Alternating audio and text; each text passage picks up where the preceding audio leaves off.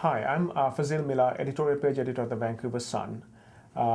Since we are doing a special edition of the Vancouver Sun, edited by His Holiness the Dalai Lama on September 26th, we asked Peter McKnight, our award-winning columnist, to look at kind of the philosophical outlook behind Buddhism.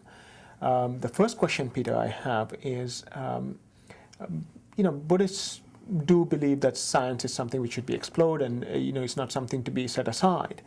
In light of that, how do you explain the belief in reincarnation amongst Buddhists? Yeah, that's a good question. It's an interesting issue because, as you say, the Buddhists do express a lot of support for science, deep interest in science, and in fact they hold regular conferences, life and mind conferences, where they invite Nobel laureate scientists, top scientists, to discuss various scientific issues and to try and develop some rapprochement between science and Buddhism. But the interesting question is, how on earth could Buddhists who have interest in science and support science believe in something like reincarnation? Interestingly, there's a lot of thought behind this. The basic idea that we accept in science is that there are various theories, but one is that consciousness is what they call an emergent property. That is emergent from? Well, in this case, emerging from a complex neural network, okay, our neurons.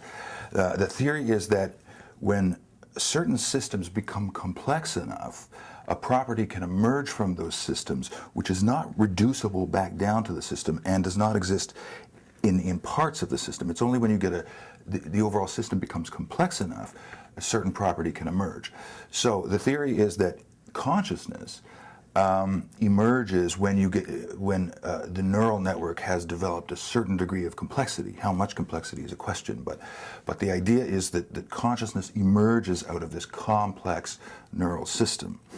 That's not proven. That's a theory. It's a theory of what they call emergent properties, and it's based on the idea. I think most scientists would accept this, but it's based on the idea that ultimately we're talking about matter, material things, neurons. And that this non-material thing called consciousness somehow emerges from that. This is what Buddhists reject. And I should say this is a philosophical theory, right? It's not a scientific theory. It's a philosophical theory, a metaphysical theory. Yeah. And Buddhists reject that because the Buddhist position is that consciousness and matter have always existed, that there's no beginning to them. They've always existed separately. As opposed to consciousness coming out of matter, coming out of neurons. Their view is that we've always had consciousness, we've always had matter. Now, if that's the case, it would stand to reason that it would be possible that this free-floating consciousness that exists in the universe could migrate into various matters. So it could exist in one person as your consciousness, and then 100 years later, that consciousness would continue to exist, would not end upon the end of a person's life, and could end up in some other matter. How do you prove that? Mind. Well, this is very difficult to prove. Again, this is basically a philosophical theory, and that's why this is difficult, because we're dealing with competing philosophical theories, which, unlike science, they're difficult to test. However, there is a way to actually test this. It would be very difficult because you'd have a lot of variables you would need to control. But the basic idea here, and it has been suggested, is that if we could show that certain people can remember things, recollect things, have knowledge of things that they could not possibly have learned in this life, that would not be proof of reincarnation, of course, but it would suggest that something's going on. We would need to explain how is it these people could have knowledge that they couldn't have gained. Now, that's difficult to do, as I say, because you'd have to essentially control for everything people have learned in their lives. Often people will learn things and forget they learned them, but nevertheless they learned it in this life.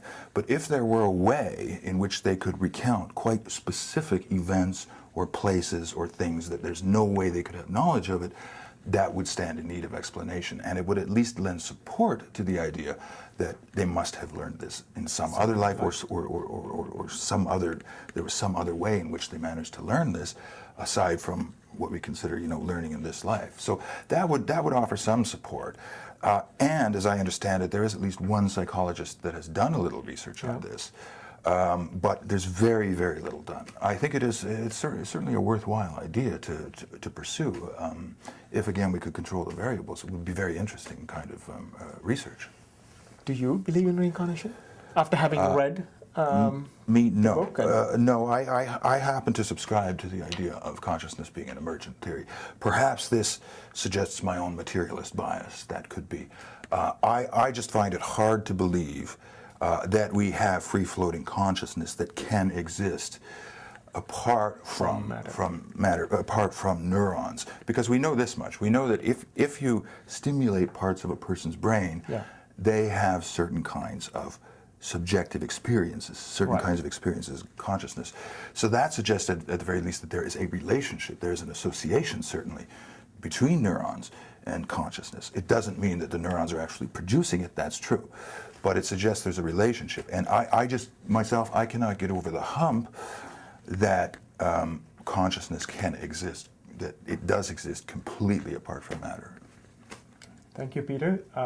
For a 2,000-word essay on explaining this complex topic, you should pick up the copy of the Vancouver Sun on September 26th. This is this Saturday, because it's a special issue of the Sun edited by the Dalai Lama. Thank you.